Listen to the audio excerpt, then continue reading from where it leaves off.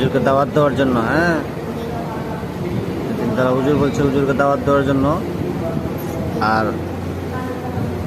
কি রান্না করবে দাওয়াত দিলে?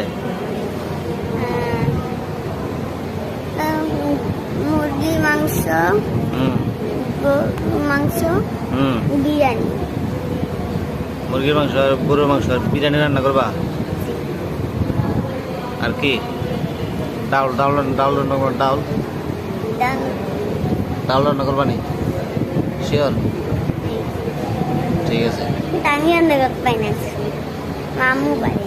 তোমার আম্মু তো রান্না করবো, তুমি বইলা দিবা। হ্যাঁ, আজকে কি বলবা গিয়া? আজকে দুপুরে মাদ্রাসার হুজুরে দাওয়াত দাও, নাহলে কিন্তু আমি রাগ করবো।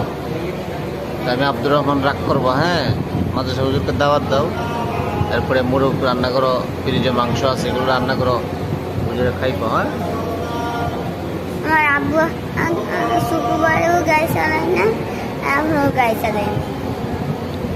যেটা খুশি দাওয়াত দিবা নি? জি। হ্যাঁ, ঠিক আছে। হাসি তো।